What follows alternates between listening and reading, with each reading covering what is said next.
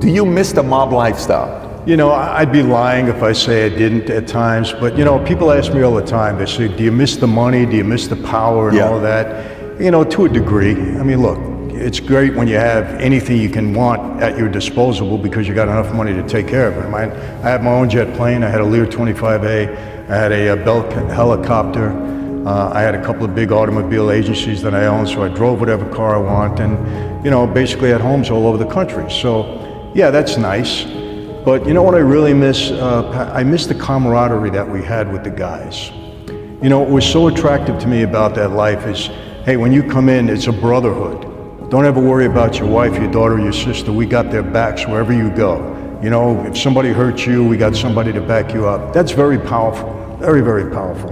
And I miss that kind of camaraderie that I had. So, you know, I also nice, you know, going into the back room. I want to tell you this, for those of you that saw Goodfellas, Henry Hill, he never walked in through the back kitchen of the Copacabana, I can tell you that now. But I did many times, first with my dad and then later on with myself. You know, it's nice to go in and get a ringside table and be treated that way. So to say I didn't miss it, you know, I'd be lying.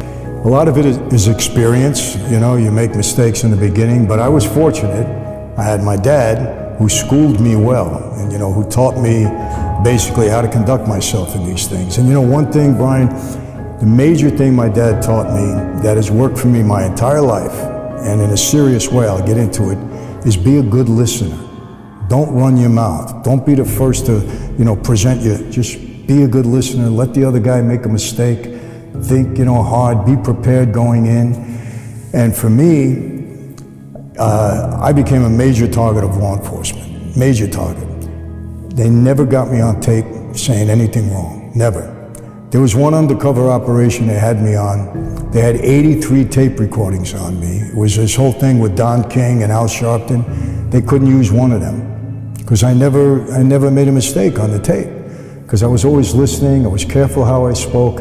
And I credit my father and listening to him. You know, okay, I understand it, Dad. You know, so you got to be careful who you talk to. Same thing when you sit down. Let the guy present himself. You know, I always say this too. You go into a meeting, sometimes you're the smartest guy in the room, but you don't want anybody to know it. Let them think you're a dummy, you don't know anything. And they're yapping away, right? It's a big advantage. There's other times when you're not the smartest guy in the room, but if you keep your mouth shut, nobody knows that. They don't know it, so you let them talk, commit themselves. By the time they're finished, then you can become the smartest guy in the room because they told you everything, you know. Here's the thing, it's all about the media, it's all about entertainment. I mean, look, when The Godfather came out, guys on the street were acting different because it elevated the persona of guys on the street in a big way. I'm telling you, I witnessed it, I watched it. All of these movies, I speak to young kids. Michael, come on, man, you know, you had the cars, you had the money, you had all the women, you had people catering to you all the time. I said, I know, that was Goodfellas, right? Did you watch the second half of the movie? Who got killed, who lost everything, who went to jail? They don't see that. They only see the money, the power, and that's an aphrodisiac to people. Brian, when I first started speaking, I was pretty well known in New York. We had a hot name, maybe on the West Coast. Florida, yes, because where I got indicted there too. In the Midwest, Texas, nobody knew who I was. They put on a marquee, the mob guy is gonna be there, standing room only. People are interested in the lifestyle. It's all the media, Hollywood, entertainment, the news. I mean, John Gotti, come on. You know, how many people wanted to be John Gotti? How many people wanted to be Michael Corleone, Vito Corleone? It's the media.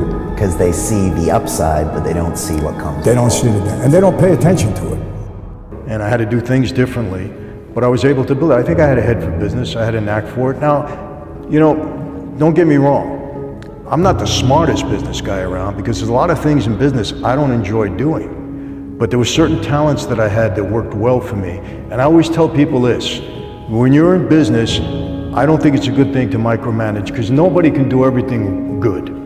But here's the deal, do what you do best and delegate the rest. And then be a good, you know, watcher of these people. Make sure you get the most out of them. That's how you do it.